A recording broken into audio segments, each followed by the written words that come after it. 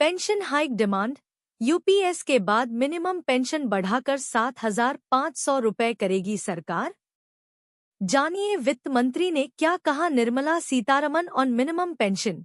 केंद्र सरकार ने पिछले दिनों सरकारी कर्मचारियों की पेंशन बहाली की मांग पर एक कदम आगे बढ़ते हुए यूनिफाइड पेंशन स्कीम यूपीएस को मंजूरी दे दी है। इसके साथ ही अब प्राइवेट सेक्टर से रिटायर होने वाले कर्मचारियों की न्यूनतम पेंशन को बढ़ाकर 7,500 रुपए करने की मांग ने जोर पकड़ लिया है। प्राइवेट कर्मचारियों के पेंशनर्स का संगठन पिछले काफी समय से पेंशन बढ़ाने की मांग कर रहा है। इसी मांग के सिलसिले में संगठन के प्रतिनिधियों ने वित्त मंत्री निर्मला सीतारमण से मुलाकात की है। सरकार बुजुर्गों की जरूरतों के प्रति संवेदनशील। वित्त मंत्री से मुलाकात के दौरान न्यूनतम पेंशन को बढ़ाकर 7,500 रुपए महीने करने की मांग की गई।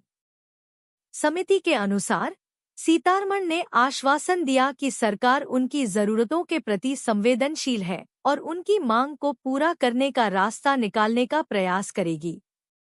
ईपीएस 95 राष्ट्रीय संघर्ष समिति एनएसी में करीब 78 लाख रिटायर पेंशनर्स और औद्योगिक सेक्टर के 7.5 करोड़ कार्यरत कर्मचारी शामिल हैं। समिति ने बयान में कहा, वित्त मंत्री ने प्रतिनिधिमंडल को आश्वस्त करते हुए कहा है कि सरकार बुजुर्गों की जरूरतों के प्रति संवेदनशील है और ईपीएफओ की तरफ से रखे गए प्रस्ताव पर गंभीरता से विचार कर रही है। 1450 रुपए से बढ़ाकर 7,500 रुपए की जाए पेंशन। समिति के अनुसार वित्त मंत्री ने अपना आश्वासन दोहराया कि सरकार पेंशनर्स के लिए वित्तीय सुरक्षा सुनिश्चित करने के लिए प्रतिबद्ध है और इसका समाधान निकाला जाएगा।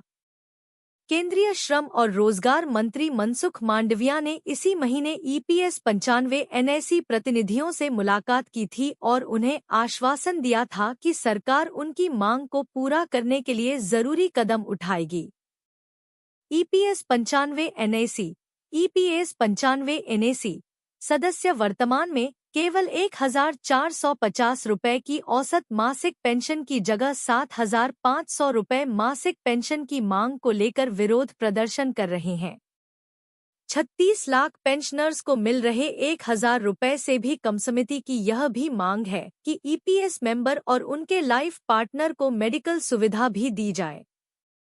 ईपीएस 95 एनएसी के अध्यक्ष अशोक राउत ने कहा कि पेंशनर्स पिछले 8 साल से न्यूनतम पेंशन में वृद्धि की मांग कर रहे हैं, लेकिन सरकार ने उनकी मांगों पर ध्यान नहीं दिया है। निकाय की तरफ से पिछले दिनों यह भी बताया गया था कि 36 लाख पेंशनर्स को हर महीने 1,000 रुपए से भी कम पेंशन मिल रही है। राउत का कहना है कि नियमित पेंशन कोष में लॉन्ग टर्म योगदान देने के बावजूद पेंशनर्स को बहुत कम पेंशन मिलती है।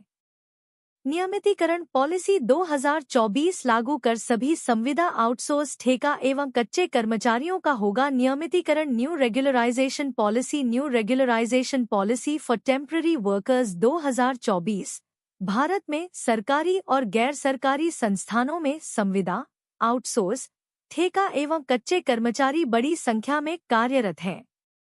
इन कर्मचारियों की स्थिति अक्सर अस्थिर होती है क्योंकि उन्हें स्थायी नौकरी के लाभ नहीं मिलते। इस समस्या के समाधान के लिए सरकार ने नियमितीकरण पॉलिसी 2024 की घोषणा की है। इस पॉलिसी का उद्देश्य इन कर्मचारियों को स्थायी रोजगार प्रदान करना है, जिससे उनकी आर्थिक सुरक्षा सुनिश्चित हो सके। इस लेख में हम इस पॉलिसी के विभिन्न पहलुओं और इसके प्रभावों पर विस्तृत चर्चा करेंगे।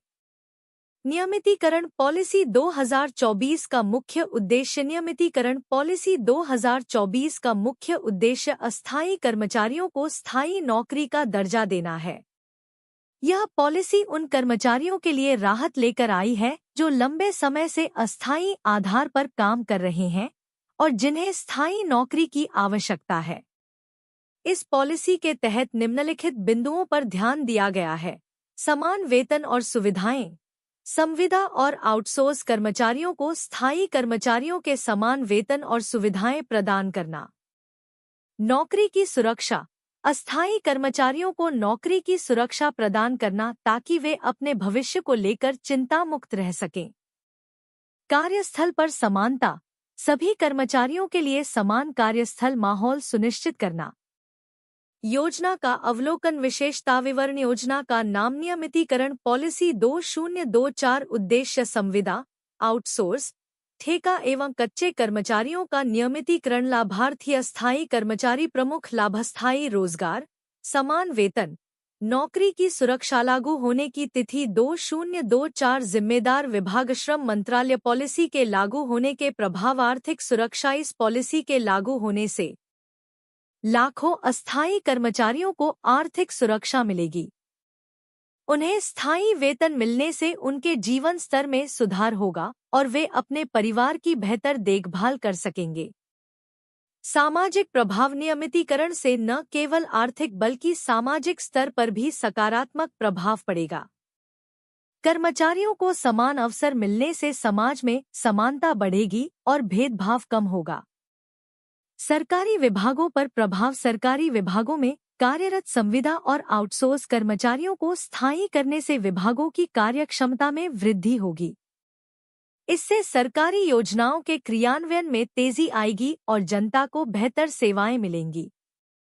डिस्क्लेमर, यह लेख केवल जानकारी देने के उद्देश्य से लिखा गया है। नियमितीकरण पॉलिसी 2024 की वास्तविक स्थिति और इसकी प्रामाणिकता की पुष्टि संबंधित सरकारी विभागों या आधिकारिक स्रोतों से ही की जानी चाहिए। वर्तमान समय तक उपलब्ध जानकारी के अनुसार यह योजना वास्तविक प्रतीत होती है, लेकिन इसके क्रियान्वयन और प्रभावों की पुष्टि समय के साथ होगी। EPS 95 के दायरे में आने वाले पेंशनर्स की बल्ले बल्ले, श्रम मंत्रालय ने किया अहम बदलाव। EPS 95 के दायरे में आने वाले पेंशनर्स की बल्ले बल्ले, EPFO की कर्मचारी पेंशन योजना, एम्प्लॉयज पेंशन स्कीम के दायरे में आने वाले रिटायर्ड कर्मचारियों के लिए बड़ी खुशखबरी है।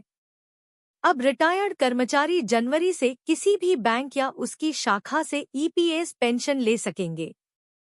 श्रम मंत्रालय की ओर से यह जानकारी दी गई है। EPS 95 के दायरे में आने वाले पेंशनर्स की बल्ले बल्ले, श्रम मंत्री मनसुख मांडविया ने कर्मचारी पेंशन योजना, एम्प्लॉयज पेंशन स्कीम के लिए एक केंद्रीकृत पेंशन भुगतान प्रणाली CPPS के प्रस्ताव को मंजूरी दे दी है। केंद्रीकृत पेंशन भुगतान व्यवस्था से पूरे देश में किसी भी बैंक या किसी भी शाखा के माध्यम से पेंशन का वितरण हो सकेगा। बता दें कि EPFO के शीर्ष निर्णय लेने वाले निकाय केंद्रीय न्यासी बोर्ड CBT के चेयरपर्सन भी हैं।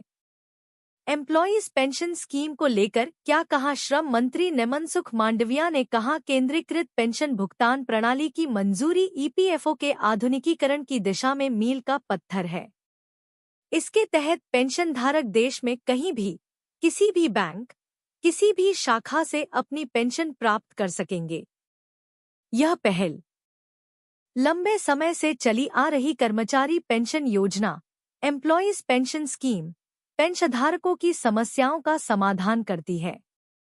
यह व्यवस्था एक निर्बाध और कुशल वितरण प्रणाली सुनिश्चित करती है। मनसुख मांडविया ने कहा कि यह EPFO को अपने सदस्यों और पेंशनधारकों की जरूरतों को बेहतर ढंग से पूरा करने के लिए अधिक मजबूत, उत्तरदायी और तकनीक सक्षम संगठन में बदलने के हमारे प्रयासों की दिशा में महत्वपूर्ण कदम है।